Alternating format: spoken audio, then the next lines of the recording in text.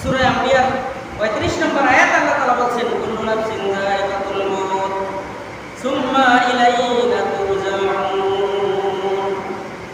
মৃত্যুর স্বাদ প্রত্যেকটা প্রাণী গ্রহণ করতেই হবে। সুম্মা ইলাইনা তুরজাউন, এরপরে সকল প্রাণীকে আল্লাহর কাছে ফিরে যেতে হবে। বলেন তো আমরা কেউ আল্লাহর কাছে না যেতে পারবো? না। মালিকের কাছে ফিরে না যাওয়ার কোনো সুযোগ নাই, যেতেই হবে।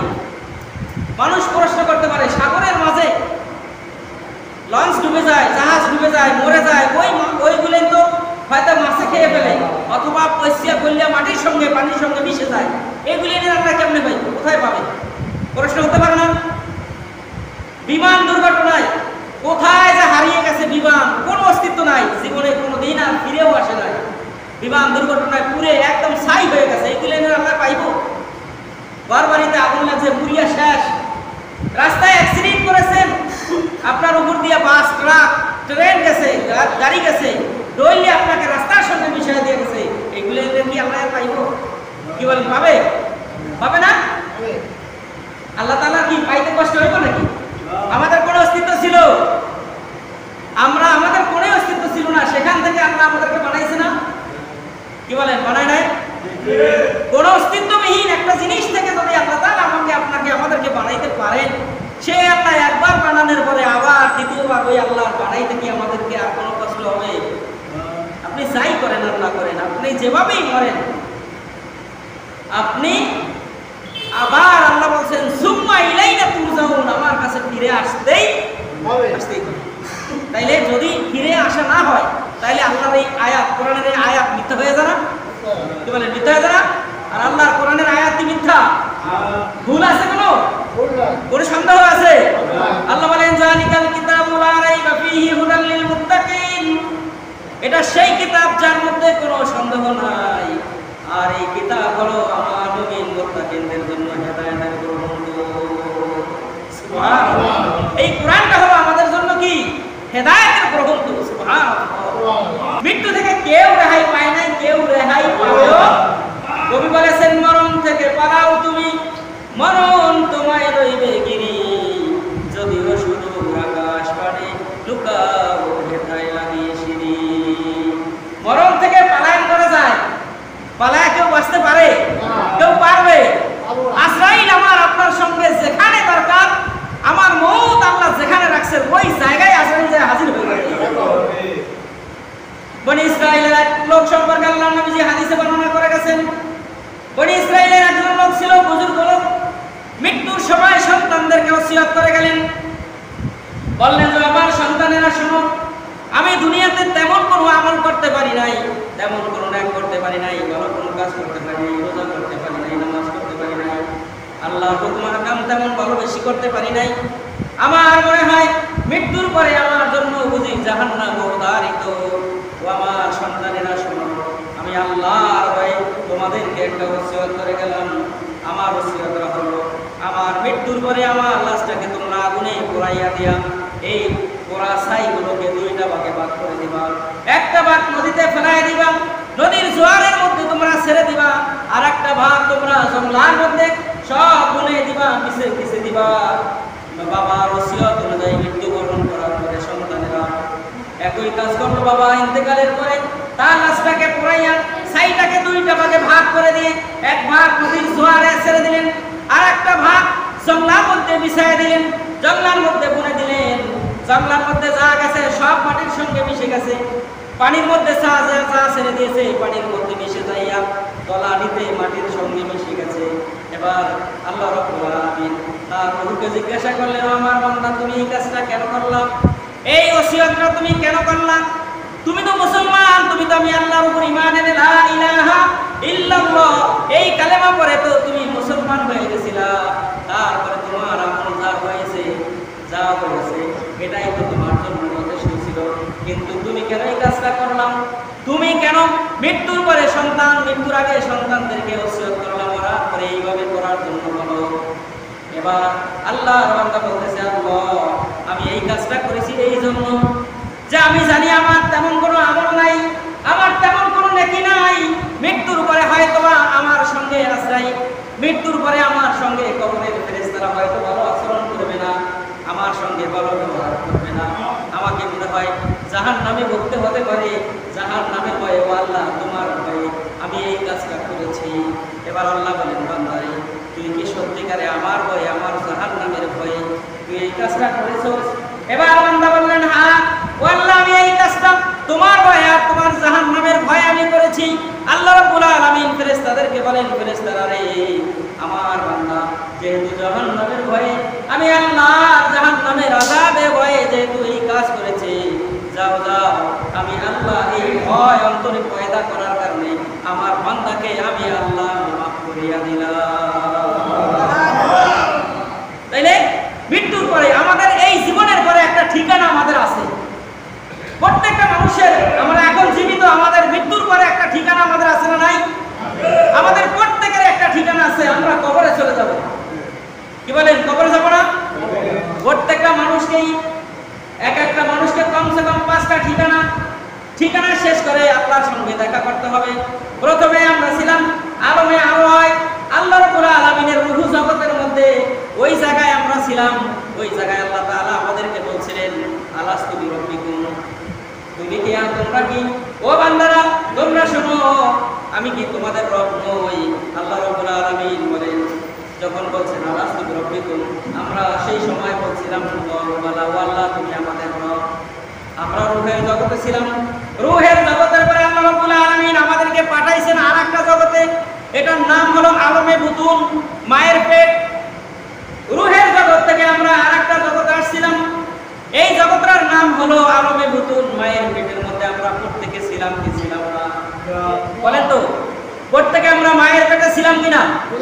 প্রত্যেকেই ছিলাম। এটাকে বলা হয় আরবি ভাষায়, কোরআনের ভাষায় বলা হয় আলমে বুতুন। এই মায়ের পেটের মধ্য থেকে আল্লাহ তাআলা আমাদেরকে পাঠাইলেন কোথায়? আলমে দুনিয়া। এই দুনিয়ার জগতে আল্লাহ আমাদেরকে পাঠাইছে কিনা? কি বলেন, পাঠাইছে কিনা? এই আলমে দুনিয়ার থেকে আবার আমাদেরকে চলে যেতে হবে আলমে বারজাখ, মানে কবরের জিন্দেগিতে যেতে হবে। কি হবে না? কবরের জিন্দেগিতে যেতে হবে। এই জিন্দেগিটা, আমাদের এই দুনিয়ার জিন্দেগি শেষ হওয়ার পরেই আল্লাহ রাব্বুল আলামিন যখন আমাকে আপনাকে ডাক দিবেন, বলবেন, কুল্লু নাফসিন যায়িকাতুল মাউত সুম্মা ইলাইনা তুরজাউন। ও বান্দা, দুনিয়ার সমস্ত স্বাদ, দুনিয়ার সমস্ত আহার, দুনিয়ার সমস্ত সম্পর্ক, দুনিয়ার সমস্ত মায়া মমতা মহব্বতকে ছিন্ন করে তোমরা আমি আল্লাহর সঙ্গে দেখা করো। এই আয়াতই হলো এটা। আল্লাহ বলে যে প্রত্যেকটা প্রাণীকে মৃত্যুর স্বাদ গ্রহণ করতে হবে। আমরা প্রত্যেকেই স্বাদ গ্রহণ করার পরেই আল্লাহ বলেন, আমার আলমে বারজাখে তোমাদেরকে আসতে হবে, আলমে কবরের জগতে তোমাদেরকে আসতে হবে। কি হবে না বলেন তো? আমরা প্রত্যেকেই ওই জগতে যাব। ওই জগতের পরে আবার আরেকটা জগৎ আছে, আলমে আখিরাত। ওই আখিরাতের জগতে আল্লাহর দরবারে এই 5টা জগৎ পাড়ি দিয়ে আমরা আল্লাহর দরবারে যখন হাজির হয়ে যাব, সেই দিন আল্লাহ তাআলা বলবেন, বান্দা ফামান উতিয়া কিতাবাহু বিয়ামিনিহি ওয়া মা ইয়াকরাউনা কিতাবাহুম ওয়া ইয়াজলিমুনা ফাতিলা। আমার আল্লাহ তাআলা বলেন, বান্দা সেই দিন আমি ইমানদারদেরকে সামনের দিক থেকে এনে আমলনামাটা ডান হাতে দিব। সামনের দিক থেকে আল্লাহ আমলনামা ইমানদারদেরকে কোন হাতে দিবেন? এই ডান হাতে আল্লাহ তাআলা আমলনামা দিবেন ইমানদারদেরকে, আর পিছন দিক থেকে আমলনামা দেওয়া হবে বেঈমানদেরকে। সেই দিন আল্লাহ বলবেন, ফায়াকরাউনা কিতাবাহুম, বান্দা তোমার আমলনামা তুমি পড়ো, তোমার আমলনামাটা তুমি পড়ো। সেই দিন ইমানদাররা আল্লাহ রাব্বুল আলামিনের দেওয়া সেই আমলনামাটাকে তারা অনায়াসে ইমানদাররা পড়তে পারবে আর হাসতে থাকবে। আল্লাহ বলেন, আমলনামা পড়ো বান্দা, আমলনামা পড়ো, আর আমি আল্লাহর জান্নাতের দিকে রওনা করো।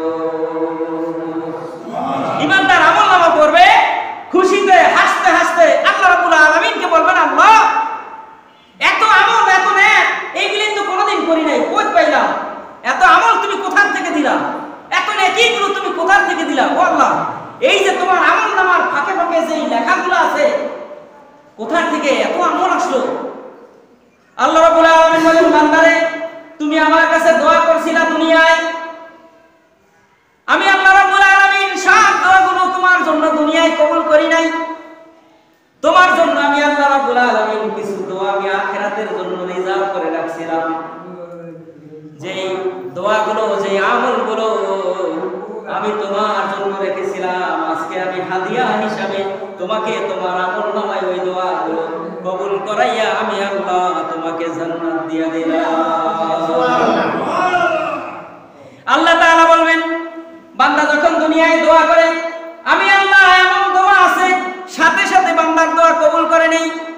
আবার কোন কোন দোয়া আছে আমি আল্লাহ একদিন পরেও কবুল করি, আবার এক সপ্তাহ পরেও বান্দারা দোয়া কবুল করি, আবার 6 মাস পরেও আমি কবুল করি, অথবা জীবনের শেষ মুহূর্তে আইসা বান্দার দোয়াকে আমি আল্লাহ কবুল করি। আবার এমন কিছু দোয়া আছে যেগুলো আমি দুনিয়ায় কবুল করি না, আখিরাতের জন্য আমার বান্দার জন্য আমি রিজার্ভ করে রেখে দেই। যে আখিরাতের ময়দানে যখন বান্দা আমলনামা পড়বে আর খাতার কোনায় কোনায়, আমলনামার কোনায় কোনায় যখন এমন কিছু দোয়া কবুল দেখবেন, তখনই আল্লাহকে বলবেন, আল্লাহ এই দোয়াগুলো কোথা থেকে আসলো? তখন আল্লাহ বলবেন, বান্দা আমি বলছি না সব দোয়া আমি তোমার দুনিয়াতে কবুল করি নাই, কারণ আমি জানি সবাই যদি তোমার দুনিয়াতে দিয়ে দেই, আখিরাতের জন্য আমি তোমার কি রাখলাম? ওই জায়গায় তো তোমার আসল দরকার দুনিয়ার চাইতে আখিরাতে বেশি দরকার না দুনিয়ায় দরকার বেশি? বলেন তো, আখিরাতে বেশি দরকার না দুনিয়ায় দরকার বেশি? দরকার বেশি আখিরাতে। ও আল্লাহ বান্দা, আমি তোমার জন্য এই দোয়াটা আমি দুনিয়ায় বেশি লাভবান মনে করি নাই, আমি তোমার জন্য আখিরাতের জন্য এটা বেশি লাভবান মনে করছি। এই জন্য এটা তোমাকে দুনিয়াতে না দিয়ে আমি আখিরাতের জন্য রিজার্ভ করে রাখলাম। সুবহানাল্লাহ। আর আজকে আমি তোমাকে সেই দোয়ার ফল আমি জান্নাত উপহার দিয়ে আমি তোমাকে ধন্য করে দিলাম। সুবহানাল্লাহ। এজন্য আল্লাহ তাআলা বলেন, কুল্লু নাফসিন যায়িকাতুল মাউত সুম্মা ইলাইনা তুরজাউন। বান্দা যখন বারজাখ পাড়ি দিয়া হাসরের ময়দানে যখন আমার সামনে যখন হাজির হয়ে যাবে, আমার সামনে যখন উপস্থিত হয়ে যাবে, সেই দিন আমার বান্দাকে আমি যখন আমলনামাগুলো ঈমানদারদেরকে ডান হাতে দিব আর বলবো, ঈমানদাররা আমলনামাগুলো তোমরা ফায়াকরাউ কিতাবাকুম, তোমাদের আমলনামা পড়ো, আমলনামা পড়ো। বান্দারা সেই দিন আমলনামাগুলো পড়বে আর খুশিতে তারা আটখানা হয়ে যায়, আল্লাহর কাছে বলবেন, আল্লাহ এই আমলনামার মধ্যে এত আমল কোথা থেকে আসলো, এত নেকি কোথা থেকে আসলো? আল্লাহ তাআলা সেই দিন বান্দার আমলনামাগুলো তাদেরকে ভালো করে বোঝাইয়া দিবে। সেই দিন এই দুনিয়ার জন্য আমরা বেশি লালায়িত হয়ে গিয়েছি, আখিরাতের জন্য আমাদের স্বপ্ন কম। আখিরাতের জন্য আমাদের স্বপ্ন কি কম? আখিরাত মনে করি যে এটা বহু দূরের ব্যাপার। ওই যে যারা নাস্তিক মুরতাদ যারা হয়, এরা বলে কি, এরাও কবিতা বলে যে নগদ যা পাও হাত পেতে নাও, বাকির খাতা শূন্য থাক, দূরের বাদ্য কিলার শুনে মাঝখানে যার বেজায় ফাঁক। তারা বলে যে হুজুররা জান্নাতের কথা বলে, পরকালে সুখ শান্তির কথা বলে, কবরে শান্তির কথা, মিজানে শান্তির কথা, সিরাতে শান্তির কথা বলে। আর এইগুলো তো বহু দূর, সবাই মাত্র হয়েছে 10 বছর, 20 বছর, 40 বছর বয়স হয়েছে, এখনো বহু দূর আছে, কত কোটি কোটি বছর করে ওই আখিরাত হবে। ওই আশায় চিন্তা করিয়া লাভ আছে, পরে করিও, বহুত সময় আছে জীবনে, পরে করিয়া নিতে পারবা।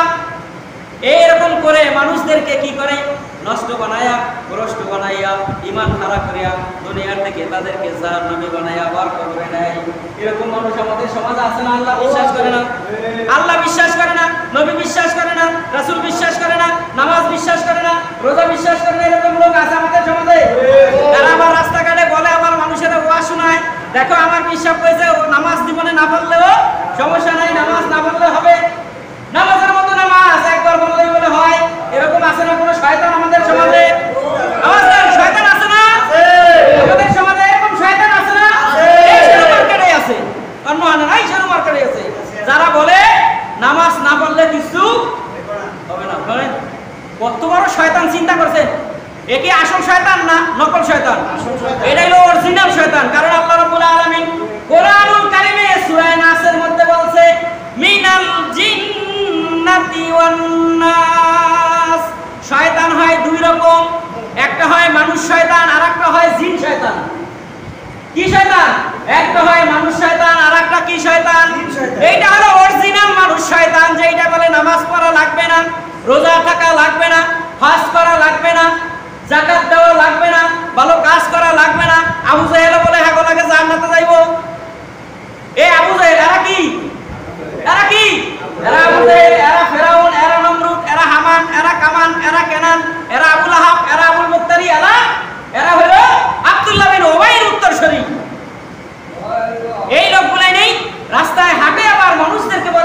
জীবনে নামাজ একবার পড়লেই নাকি হয়ে যায়। অথচ এই নামাজের জন্য আমার আপনার কলিজার টুকরা নবী মুহাম্মদুর রাসূলুল্লাহ তায়েফের ময়দানে একবার দুইবার নয়, তিনবার করে বেহুশ হয়ে পড়ে গিয়েছিলেন। শরীরের রক্তগুলো তায়েফের কাফেররা পাথর মারতে মারতে আমার আপনার নবীকে ক্ষত বিক্ষত করে ফেলেছিল। আমার নবীর সমস্ত শরীর থেকে রক্তগুলো ঝরেছিল। তায়েফের ময়দানে একে একে তিনবার আল্লাহর নবীজি বেহুশ হয়ে মাটিতে পড়ে গিয়েছিলেন। সর্বশেষবার যখন আল্লাহ নবীর শরীরের রক্তগুলো ঝরতে ঝরতে এমন ভাবে বেহুশ হয়ে পড়ে গিয়েছিলেন, জিবরাইল আমিনকে আল্লাহ রাব্বুল আলামিন পাঠাইলেন, বললেন যাও জিবরাইল আমার নবীর কাছে তাড়াতাড়ি চলে যাও। জিবরাইল আমিন আয়েশা আল্লাহ নবীকে সালাম দিয়া বললেন, ইয়া রাসূলুল্লাহ, ইয়া হাবিবাল্লাহ, আমি আল্লাহর পক্ষ থেকে জিবরাইল আমিন আপনার কাছে এসেছি। আপনি যদি অনুমতি দেন এই তায়েফের পাহাড় সহকারে তায়েফবাসীদেরকে আমি সব উল্টাইয়া দিব, মাটির মধ্যে আমি তাদেরকে দেবে ফেলবো, মাটির মধ্যে আমি তাদেরকে পাহাড় সহ দাঁড়িয়ে হারাইবো। আপনি শুধু অনুমতি দেন। আপনার গায়ে আপনি জান্নাতি মানুষ, আপনি রাহমাতাল লিল আলামিন, কেমনে তারা এইভাবে আপনার গায়ে আঘাত করলো? আপনি খালি অনুমতি দেন, আমি তাদেরকে ধ্বংস করে দেই। আল্লাহ নবী বললেন, জিবরাইল রে, সেই কালেমার জন্য আমার আল্লাহ এই দুনিয়ায় আমাকে পাঠাইলেন, সেই কালেমার দাওয়াত দেওয়ার জন্য আমি তায়েফের ময়দানে আসলাম। যাদের কাছে আসলাম এই লোকগুলোকে যদি আমি আজকে অর্ডার দেই, তুমি পাহাড় সহকারে তাদেরকে যখন দাবায়া দিবা, এই মানুষগুলো এখন আমাকে চিনে নাই, আমি রাহমাতাল লিল আলামিন, এই মানুষগুলো আমাকে নবী হিসাবে তারা চিনে নাই, দেখে আমার গায়ে আঘাত করেছে। যখন এই মানুষগুলো চিনবে আমাকে, তখন তো সকল মানুষগুলো দলে দলে আইসা আমি নবীর হাতে হাত দিয়া যেই কালেমার দাওয়াত দেওয়ার জন্য আসছি, এই কালেমা পরেই তো তারা মুসলমান হয়ে যাবে। ও জিবরাইল, আজকে যদি তারা ধ্বংস হয়ে যায়, যে কালেমার দাওয়াত নিয়ে মিশন নিয়ে আমার আল্লাহ আমাকে দুনিয়ায় পাঠাইছেন, ওই কালেমার দাওয়াত আমি কার কাছে দিব? এত আঘাত খাওয়ার পরেও নবী বদদোয়া করেন নাই। নবীজি তাদের জন্য দোয়া করছে, হেদায়েতের দোয়া, আল্লাহ তুমি তাদেরকে হেদায়েত দিয়ে দাও, সুবহানাল্লাহ। আর সেই নবী তাদেরকে দোয়া করলো এই নামাজের জন্য। আর এইগুলো নিয়ে শয়তানগুলো নাস্তা, শয়তানগুলো নিয়ে কি কয়? নামাজ পড়া বলে লাগে না, রোজা রাখা বলে লাগে না। কর এরা কি মানুষ না শয়তান?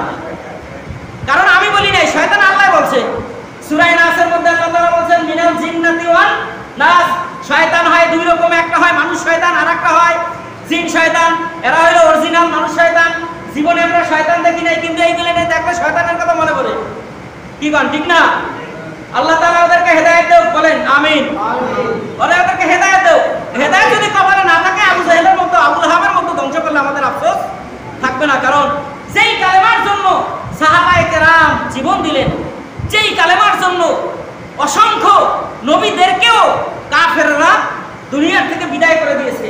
বনি ইসরাইলের অনেক নবীদেরকে ওরা করাত চালায়া জীবন্ত নবীদেরকে তারা দুইটা ভাগ করে ফেলেছে, শুধু এই কালেমার জন্য, এই দাওয়াতের জন্য, এই দ্বীনের জন্য, এই ইসলামের জন্য। আর সেই ইসলামের মধ্যে ওরা কি করে? নামদারি শয়তান বলে বলে যে নামাজ লাগে না, রোজা লাগে না, হজ লাগে না, যাকাত লাগে না। আল্লাহ তাআলা কোরআনুল কারীমের ভিতরে একবার দুইবার না 82 বার কেন বলছেন? ওয়াকিমুস সালাত ওয়া আতুজ যাকাত, তোমরা নামাজ কায়েম করো, রোজা আদায় করো, যাকাত আদায় করো। বলেন কেন বলছেন 82 বার? বলা কোনো দরকার ছিল? নামাজের যদি গুরুত্বই না থাকতো, নামাজ যদি পড়া নাওই লাগতো, তাহলে আল্লাহ তাআলা এতবার বলতেন কোরআনুল কারীমে? কি বলেন? বলতেন না। যেহেতু যেই আমলটার গুরুত্ব যত বেশি, ওই আমলটাকে আমার আল্লাহ তাআলা তত কোরআনুল কারীমে বেশি বলেছেন, সুবহানাল্লাহ। সবচাইতে বেশি গুরুত্বপূর্ণ আমলের নাম কি? নামাজ। মানুষের জীবনের সবচাইতে গুরুত্বপূর্ণ আমলের নাম কি? নামাজ। কিয়ামতের ময়দানে আল্লাহ তাআলা বলবেন, রাসূল সাল্লাল্লাহু আলাইহি ওয়াসাল্লাম বলছেন যে কিয়ামতের ময়দানে সর্বপ্রথম বান্দার যেই আমলের হিসাব নেওয়া হবে, সেই আমলটার নাম হচ্ছে নামাজ। বলেন সুবহানাল্লাহ।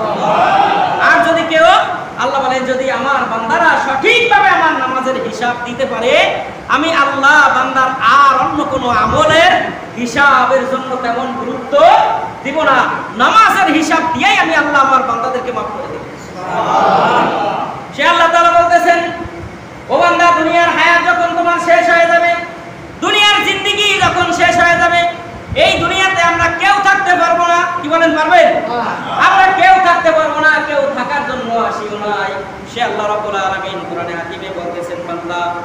আল্লাহর নবীকে আল্লাহ তাআলা উদ্দেশ্য করে বলতেছিলেন, ইন্নামা ইন্নাকা মাইয়িতুন ওয়া ইন্নাহুম মাইয়িতুন সুম্মা ইন্নাকুম ইয়াওমাল কিয়ামাতি ইনদা রাব্বিকুম তাখতাসিমুন। হে নবী, আপনিও মরণশীল, তারাও মরণশীল। তার মানে আমরাও কি? আপনিও মরণশীল, আমরাও কি? যারা আছে সবাই মরণশীল। ফেরেশতারা কি মরবে নি? ফেরেশতারা মরবে না? কি মরবে না? সব মরবো। কিছু থাকবে না? কিছু থাকবে? আল্লাহ রাব্বুল আলামিন যখন হুকুম করবেন ইসরাফিলকে, ইসরাফিল চুঙ্গায় ফুৎকার দাও।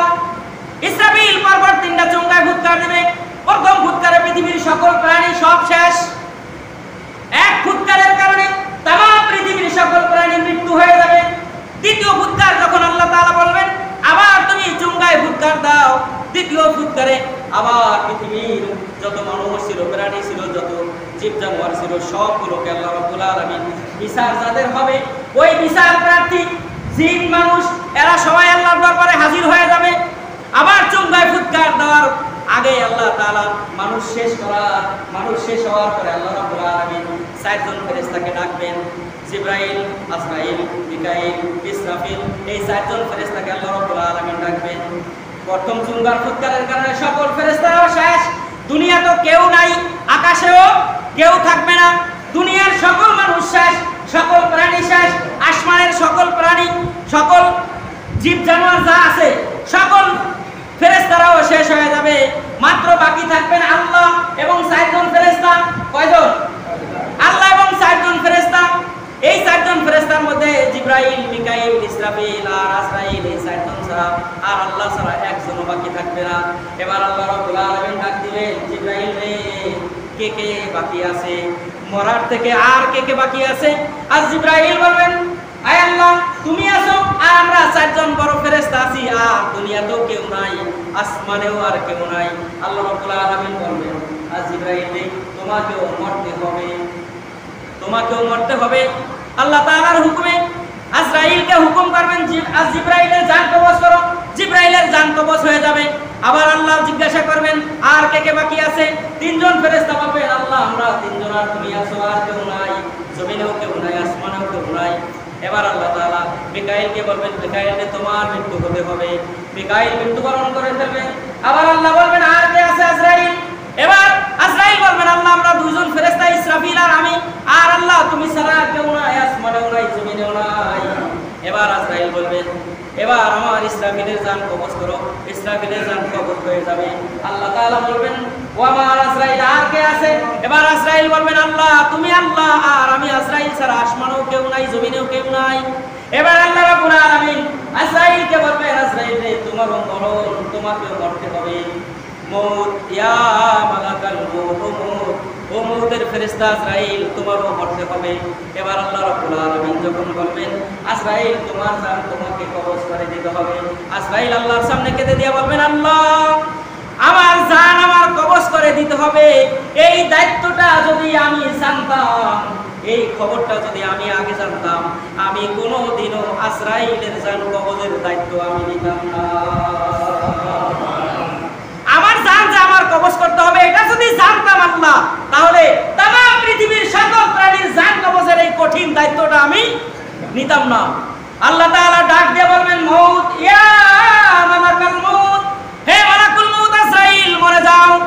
আজরাইল মরে যাবে। আল্লাহ রাব্বুল আলামিন ডাক দিবেন। এই অবস্থায় কত লক্ষ কোটি বছর চলে যাবে, একমাত্র আল্লাহ ছাড়া কেউ জানবে না। এবার আল্লাহ রাব্বুল আলামিন বলবেন, আল্লাহ তাআলা দুনিয়ার জমিনকে ডাক দিবেন, দুনিয়ার শৈরাচারদেরকে ডাক দিবেন। আল্লাহ তাআলা দুনিয়ার ক্ষমতাধরদেরকে ডাক দিয়া বলবেন, ইয়া দুনিয়া, আইনা সিবালুকি, ও দুনিয়ার পাহাড় পর্বতগুলো কোথায়? তোমাকে দিয়ে আমি দুনিয়াটাকে পেরাক মারায় আটকায় রেখেছিলাম, কত সুন্দর করে পৃথিবীটাকে আমি সুশোভিত সুসজ্জিত করেছিলাম, তোমার সেই বাহাদুরিগুলো কোথায়? দুনিয়ার থেকে কেউ আওয়াজ দিবে না, আসমান থেকেও কেউ আওয়াজ দিবে না, কারণ আল্লাহ ব্যতীত আর কেউ আসমানেও নাই, জমিনেও নাই। এবার পাহাড় যখন কথা বলবে না, আল্লাহ ডাক দিবেন, ইয়া দুনিয়া, আইনা সুজারুকি, ও দুনিয়ার গাছপালা, তরুলতা, ফল ফলাদিগুলো কোথায়? দুনিয়ার গাছপালা, তরুলতা কথা বলবে না। আল্লাহ তাআলা ডাক দিবেন, ইয়া দুনিয়া আইনাল মুলুক, ও দুনিয়ার শৈরাচার রাজা বাদশারা কোথায়? এবার দুনিয়ার জমিনে কেউ আছে? কে সাড়া দিবে? সাড়া দেওয়ার মতন ক্ষমতা কারো আছে? কেউ নাই। আল্লাহ তাআলা তখন বলবেন, শৈরাচারেরা, তোমাদেরকে সামান্য কিছু সময়ের জন্য আমি দুনিয়াতে ক্ষমতা দিয়েছিলাম, কি করেছো ক্ষমতা পাইয়া? চাঁদাবাজি করেছো, দান্দাবাজি করেছো, স্থান দখল করেছো, মানুষ হত্যা করেছো, খুন করেছো, গুম করেছো, মানুষের উপর অত্যাচার করেছো, জুলুম করেছো, নির্যাতন করেছো, কত অপরাধ না করেছো। আজকে তোমরা কোথায়? তোমাদের সেই ক্ষমতাগুলো কই? কেউ জবাব দিবে না। ওই দিন আল্লাহ রাব্বুল আলামিন নাম ধারণ করবেন জব্বার এবং কাহ্হার। আল্লাহ তাআলা এত বেশি রাগান্বিত থাকবেন, এত বেশি আল্লাহ তাআলা গোসা করবেন, আল্লাহ তাআলা গোসার চোটে যেন কেটে যাবেন। আল্লাহ তাআলা বলবেন, আজকে ক্ষমতা কই? দেখাও, পারলে ক্ষমতাটা দেখাও না, আমি আল্লাহ তাআলা রেডি আছি তোমার ক্ষমতার বিচার করার জন্য। দেখাও। আল্লাহ দেখাইতে পারবে না। ক্ষমতা কি সেই দিন কারো আছে? এই দুনিয়াতেই আমরা যা ক্ষমতা দেখাই, আমাদের কি ক্ষমতা করার দিন? কিছুই নাই। আল্লাহ আমাদেরকে যতটুকু দিবেন আমরা তার চাইতে কয়েক গুণ বাড়ায় আগাম শুরু করিয়া দেই, করি না? অথচ আল্লাহ বলছেন সমস্ত ক্ষমতার মালিক কে? আল্লাহ। আওয়াজ দেন, ক্ষমতার মালিক কে? আল্লাহ। দুনিয়ার কোনো মানুষ ক্ষমতার মালিক না। আল্লাহ যদি ইচ্ছা করে বাম হাত দিয়া থাপ্পড় দিয়া ক্ষমতা আল্লাহ তাআলা ছিনায় নিতে পারে কি পারে না? আল্লাহ তাআলা বলেন যে আমি কাউকে ক্ষমতা ইজ্জতের সাথে দেই, কার থেকে আমি ক্ষমতা বেইজ্জত করে এরপর আবার ছিনায় নেই। তোমার বাহাদুরিটা কোথায়? তোমার নাকের বাতাসটা যখন বন্ধ হয়ে যাবে রে বান্দা, সেই দিন তোমার সমস্ত বাহাদুরি বন্ধ হয়ে যাবে। কেউ তোমাকে জিজ্ঞাসা করবে না। তোমার মরতে দেরি, তোমার স্ত্রী পুত্র সন্তানেরা বলবে, তাড়াতাড়ি করিয়া আমার ভাই খাটের উপর মরছে, খাট থেকে নামাও। কারণ রাতের বেলা এই খাটে যখন আমি শুইতে যাইব, তখনই আমার ভয় করবে, কারণ এই খাটের উপর আমার বাবা মরছে। তোমার আমার আদর করিয়া, কত কষ্ট করিয়া এই খাটটা তোমার আমার জন্য বানাইলেন যিনি, আজকে মরে যাওয়ার কারণে তাড়াতাড়ি করে একটা চাটাইয়ের উপরে, একটা হোকলার উপরে, একটা চটের উপরে অথবা একটা কাপড় লাইছে আপনাকে মাটিতে শোয়াই দিল। শীত নাই, গরম নাই, এমন অবস্থা আমাদের প্রত্যেকের হবে কি হবে না?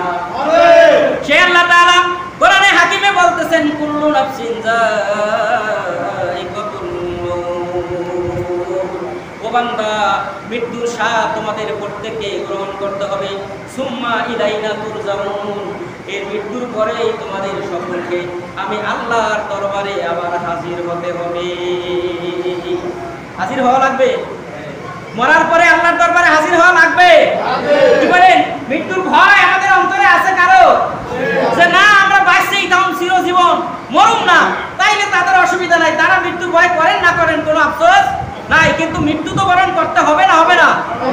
সে আল্লাহ তাআলা বলছেন, কুরিন্নাল মাউতাল্লাযী তাফিররুনা মিনহু ফাইন্নাহু মুলাকীকুম সুম্মা তুরাদ্দুনা ইলা আলিমিল গায়বি ওয়াশ শাহাদাতি ফায়ুনাব্বিউকুম বিমা কুনতুম তা'মালুন। আল্লাহ তাআলা বলছেন, কুলিন্নাল মাউতাল্লাযী তাফিররুনা মিনহু, হে নবী, দুনিয়ার মানুষদেরকে আপনি বলে দেন, তারা যেই মরণ থেকে পলাইতে চায়, যেই মরণ থেকে তারা পলায়, এই মরণ থেকে পালানোর কোনো সুযোগ কারোই আছে? তোমরা যারা মৃত্যু থেকে পলায়ন করো, ও আমার উম্মতেরা শোনো, মৃত্যু থেকে পলায়ন করার কোনো সুযোগ নাই। মরণ থেকে কেউ পালাইতে পারে নাই, কেউ পারবেও না।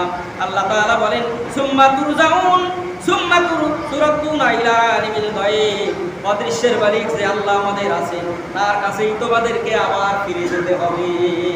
সেই অদৃশ্যের মালিক আল্লাহর কাছে আমাদেরকে যেতে হবে না, হবে না?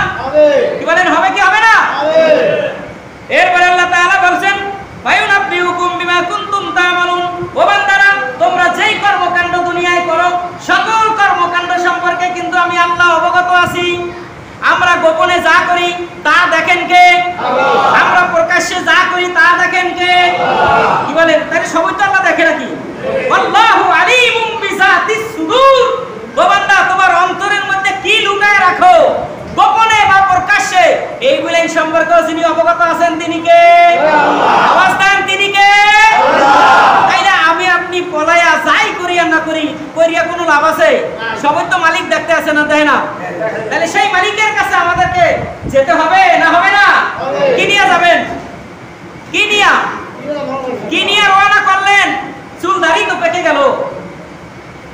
বয়সের অর্ধেক 3 ভাগের 1 ভাগ বাকি আছে, সামান্য কিছু বাকি আছে, কয়েকটা সেকেন্ড বাকি আছে, তাইলে কি করলেন? মরার সময় থেকেই তো আপনি যদি ঈমান নিয়ে মরেন, মরার সময় থেকেই আপনার জান্নাতের সুসংবাদ নিয়ে আপনি কবরে যাইতেছেন। আর যদি ঈমান না থাকে তাইলে মরা থেকেই তো আপনি জাহান্নামের ওই দুঃসংবাদ নিয়ে আপনি জাহান্নামের দিকে রওনা করতেছেন, কবরের দিকে, বারজাকের দিকে রওনা করতেছেন। এই দুনিয়ার জীবনটা কিন্তু তুচ্ছ। এই দুনিয়ার জীবনের কোনো মূল্য নাই যদি আপনার আমার ঈমান না থাকে। আমার আপনার ঈমান যদি থাকে, আমার জীবনের মূল্য দুনিয়াতেও আছে আল্লাহর কাছে, আখিরাতেও আছে আল্লাহর কাছে। আর যদি আমার আপনার ঈমান না থাকে, দুনিয়াতেও আমার আপনার কোনো মূল্যায়ন নাই, আখিরাতে তো প্রশ্নই আসে না। কারণ ওই জায়গায় যাওয়ার পরেই যখন আমাকে আপনাকে কবরে রাখবে, প্রশ্ন করা হবে মান রাব্বুকা ওয়া মান দীনুকা ওয়া মান নবিয়ুকা, তোমার আল্লাহকে, তোমার দিন কি, তোমার নবীকে। এই প্রশ্ন তিনটা যদি জবাব আপনি আমি দিতে পারি কবরের মধ্যে, আমার আপনার রব কে? আল্লাহ। বলেন তো, যখন ফেরেশতা বলবে আমার আপনার রব সম্পর্কে প্রশ্ন করবে, তোমার রবকে, আমরা কি জবাব দিব? আল্লাহ। আমরা বলবো রব্বি আল্লাহ, আমার আপনার রব আল্লাহ, আমার আপনার নবী হলো মুহাম্মদুর রাসূলুল্লাহ, আমার আপনার জীবন ব্যবস্থা, ধর্মের নাম হলো ইসলাম।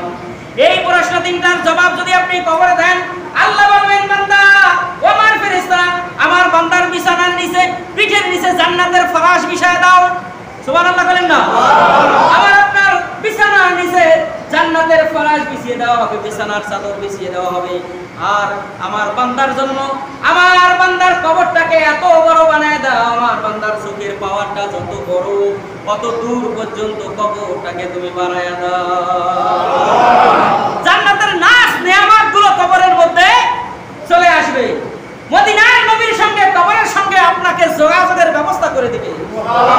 এই প্রশ্নের জবাব যখন দুইটা আপনি দিয়া দিবেন, 3 নম্বর প্রশ্ন ওমান নবিয়ুকা অথবা মান হাযার রাসূল, এই ব্যক্তি সম্পর্কে তোমার ধারণা কি? যখনই প্রশ্ন আমাকে আপনাকে ফেরেশতারা করবে, তখন নবী মুহাম্মদ সাল্লাল্লাহু আলাইহি সাল্লামকে আমার আপনার সামনে কবরের মধ্যে ধরা হবে।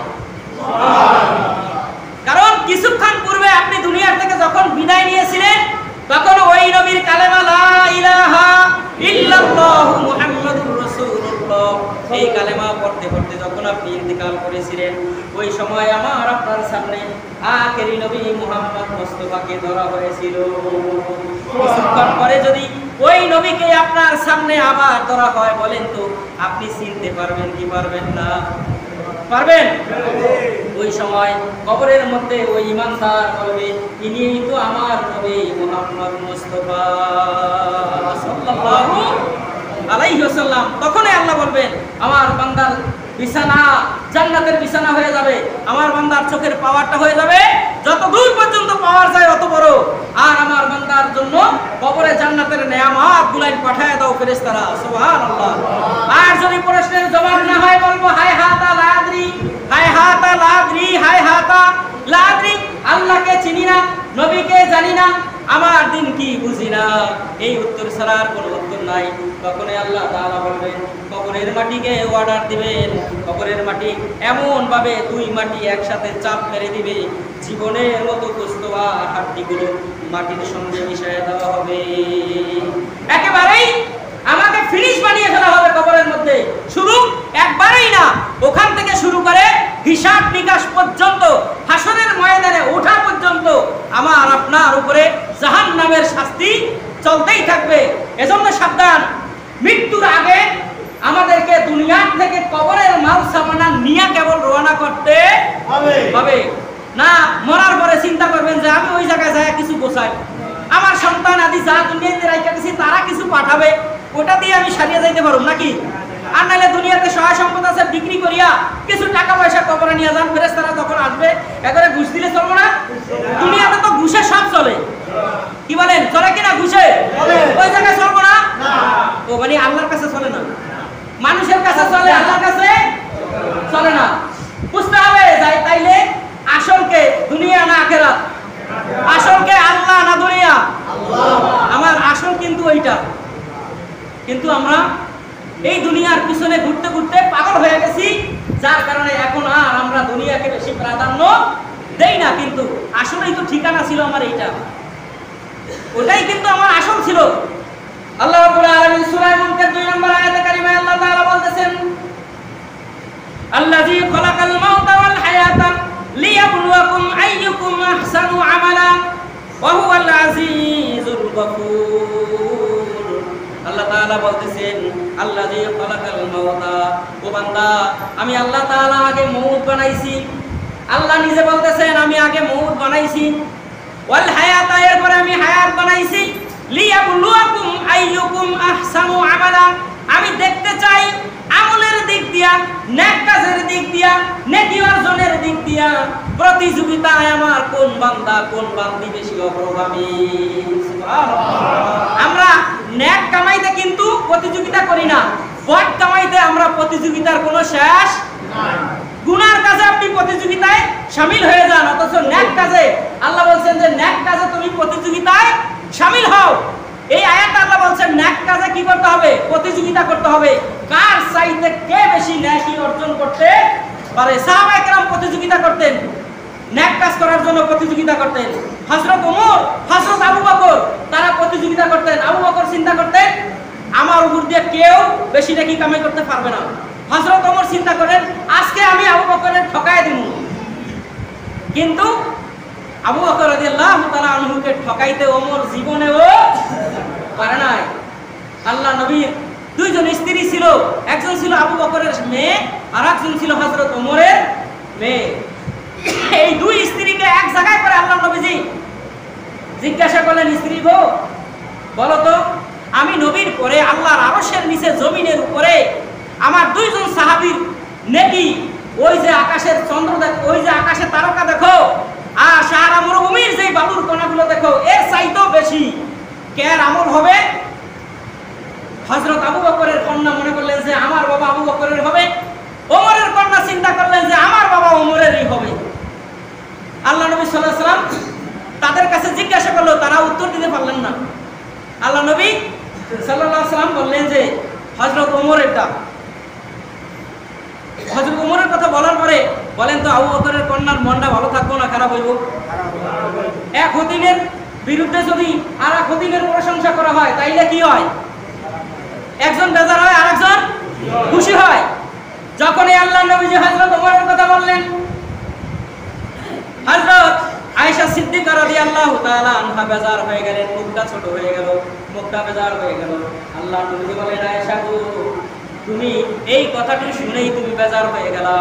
আমার আবু বকরের এক রাতের নেক আমল যদি এক পাল্লায় দেওয়া হয়, तमाम পৃথিবীর সমস্ত উম্মতের নেক আমল যদি আর এক পাল্লায় দেওয়া হয়, আমার আবু বকরের এক রাতের নেক আমলের পাল্লা আল্লাহর কাছে অনেক বেশি ভারী হয়ে যাবে। তাও আসতে পেলেন সুবহানাল্লাহ, আওয়াজ দিয়ে কোন মায়ের সাহেবার খুশি হয়ে গেলেন। আল্লাহর নবীকে বললেন, ইয়া রাসূলুল্লাহ, ইয়া হাবিবাল্লাহ, সেই নেক আমলের রাত্র কোনটা? আল্লাহর নবী বলেন, যেই দিন এই মদিনা এই মক্কার মাটিতে আমাকে আবু জেহেল থাকতে দেয় নাই, যেই রাত্রে পালায়া আমার সঙ্গী হইয়া আমি আবু বকরকে নিয়ে মক্কা থেকে মদিনায় হিজরত করলাম, ওই হিজরতের রাত্রি এক রাত্রের নেক আমল যদি এক পাল্লায় করা হয়, तमाम পৃথিবীর সকল উম্মতের নেক আমল যদি আর এক পাল্লায় দেওয়া হয়, আমার আবু বকরের এই ওই রাত্রের নেক আমল আল্লাহর কাছে বেশি ওজন হয়ে যাবে। প্রিয় হাজিরিন, নেক আমল দুনিয়ার থেকেই কিন্তু প্রতিযোগিতা করতে হবে, চিন্তা করতে হবে। জামাত শেষ হয়েছে, আমরা সালাম ফিরানের আগেই যেন দৌড় শুরু না করি, নামাজ শেষ না করেই যেন দৌড় না দেই, একটু বসি, তাসবিহ তাহলিল করি, একটু নামাজ পড়ি, একটু জিকির আজকার করি, আল্লাহ তাআলার প্রশংসা করে গুণগান গাই, একটু বসি। মসজিদে আপনি যতক্ষণ থাকবেন ততক্ষণ পর্যন্ত আপনার প্রত্যেকটা শ্বাস নিঃশ্বাসে আল্লাহ রাব্বুল আলামিন এক একটা নেকি আপনার আমলনামায় লিখে দিবেন। কিন্তু আমরা কি করি? সালাম ফিরাইতে দেরি, উঠে দৌড় মারতে দেরি না, অথচ টেলিভিশনের সামনে ঘন্টার পর ঘন্টা বসে থাকেন, কোনো সমস্যা হয় না, কোনো বিরক্ত হয় না। নামাজে যদি তেলাওয়াতটা একটু বড় হয়, রাস্তায় সমালোচনা শুরু হয়, আজ যে হুজুরে যা তেলাওয়াত লইছে একদম মাজা ব্যথা বানায় আলাইছে, অথচ 10 মিনিট তেলাওয়াতে নাইলে 4 রাকাত নামাজে 10 মিনিট বা 15 মিনিটই সময় গিয়েছে। এইটুকু সময় আপনি ন্যাক আমল কামাই করার জন্য একটু ত্যাগ করতে পারলেন না? আর আপনি ঘন্টার পর ঘন্টা বসে রইলেন গানের আড্ডায়, টেলিভিশনের আড্ডায়, ছবি দেখার জন্য, নাচ দেখার জন্য। ওই জায়গায় আপনার মাথা ব্যথা হয় নাই? আর মরার আগে আপনি আল্লাহর কাছে হাত উঠায় প্রত্যেকবারই বলবেন যে আল্লাহ তুমি আমার জান্নাত দিও, তুমি আমার জান্নাত দিও। আল্লাহ মনে হয় জান্নাত মনে হয় লয়ে আপনাদের জন্য বয়ে রয়েছে। আল্লাহ তাআলা আমাদেরকে ন্যাক আমল করবার তৌফিক দান করুক, বলেন আমিন।